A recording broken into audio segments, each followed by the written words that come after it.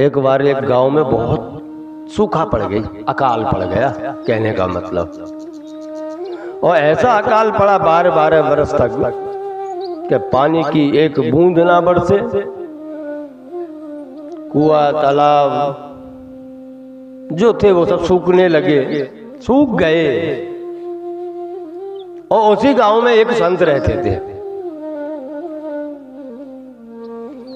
अब वह संत अपना नित्य नियम किया करे, पर जब गांव के ऊपर थोड़ी विपत्ति आई, सूखा पड़ा, तो संत भी विचलित हो गए।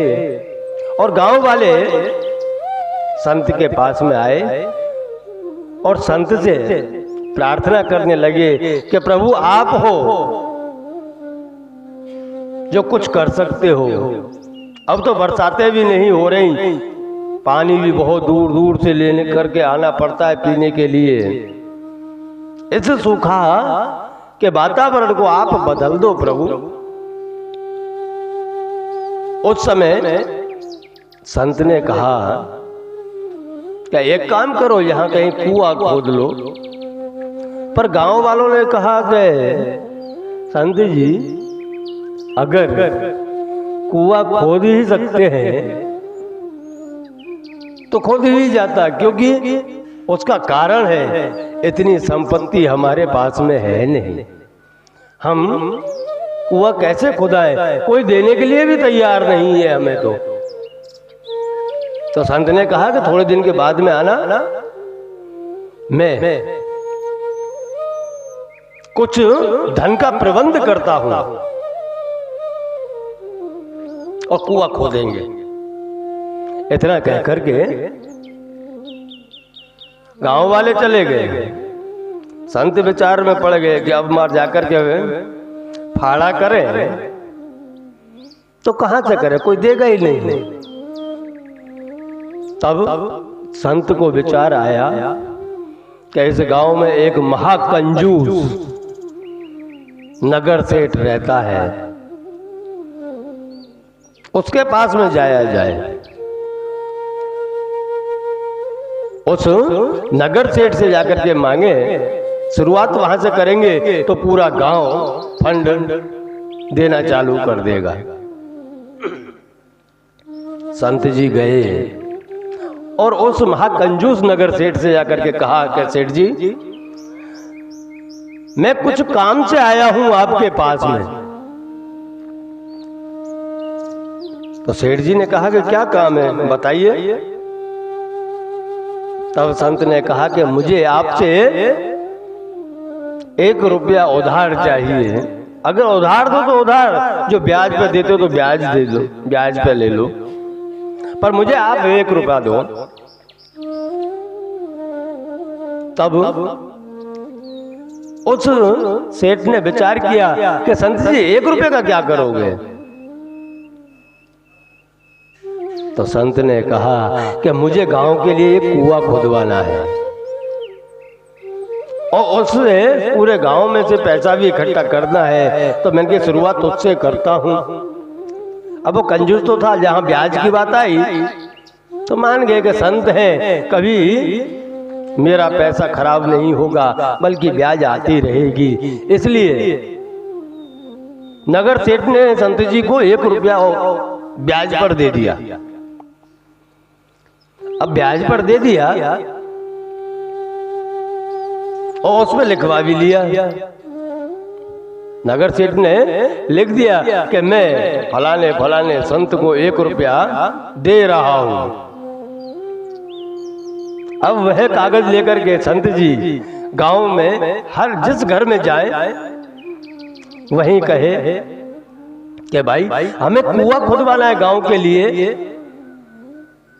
और उसके फंड इकट्ठा करने के लिए हम निकले हैं, बोलो आप कितना दोगे। तो सामने वाला प्रश्न क्या करेगा, मेरे पैसे से थोड़ी मार कुआं हो जाएगा। तब संत जी वो कागज दिखाते, देखो उस नगर सेठ ने भी दिया है पैसा। तो वह विचार में पड़ जाएगा जो महाकंजूस है उसने कुआं खोदने के लिए 1 रुपया दिया है, तो अपने क्यों ना 5-10 दे दे।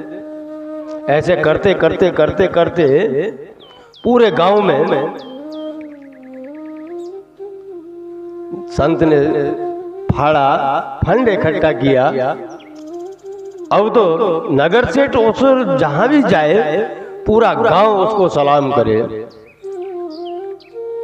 क्योंकि भाई जो इंसान कभी कोई कार्य कर नहीं सकता, सपने में भी कोई विचार नहीं कर सकता, ऐसा काम नगर सेठ ने किया है कि कुआं खुदवाने के लिए 1 रुपया दिया है, तो पूरे गांव ही उसको सलाम करे। अरे सेठ जी, आप तो आपकी ही बदौलत कुआं खुद रहा है, धन्य है आप। अब तो जब नगर सेठ की जय जयकार होने लगी तो नगर सेठ को विचार आया कि साला 1 रुपया वो भी मैंने ब्याज पर दिया है, उससे इतनी आनंद प्राप्त हो रही है, तो क्यों ना पूरे कुआं तालाब जो भी करना है मैं अपने खर्चे से करना चालू करूं। नगर सेठ गया संत जी के पास में और संत को कहा कि जहां जहां सूखा ग्रस्त जमीन है, गांव है, वहां पर सब जगह कुआं तालाब खुदवाना चालू कर दो, सारा खर्चा मैं करूंगा, क्योंकि भगवान का दिया हुआ मेरे पास में सब कुछ है। अब नाम बढ़ाई का आनंद ही कुछ और होता है। जो नगर सेठ महाकंजूस था, लेकिन जब उसको लगा कि दूसरे के लिए खर्च करने में इतना आनंद आता है, तो उतना आनंद तो संग्रह करने में भी नहीं आता, इकट्ठा क्यों किया जाए, क्योंकि आखिरकार छोड़ के यहीं जाना है। इससे अच्छा है जितना खर्चा कर सके उतना करे। वही नगर सेठ हर गांव में जाकर के कुआं और तालाब खुदवाए, सभी गांव वाले उसकी जय जयकार करे कि नहीं, नगर सेठ ने ये काम किया है, नगर सेठ ने वो काम किया है। और नगर सेठ ऐसे ही सत कार्य करते करते आनंद में रहने लगा, क्योंकि जिसके आंगन में संत के पैर पड़ जाए उसका जीवन धन्य हो जाता है।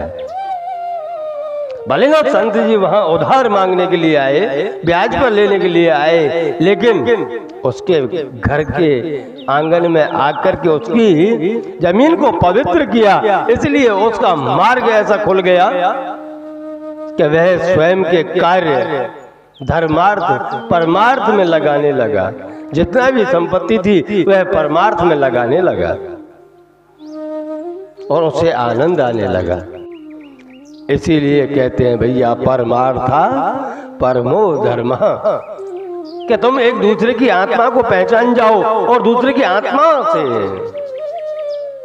प्रेम करना सीख जाओ, दूसरे के दुख को स्वयं का दुख मानना सीख जाओ,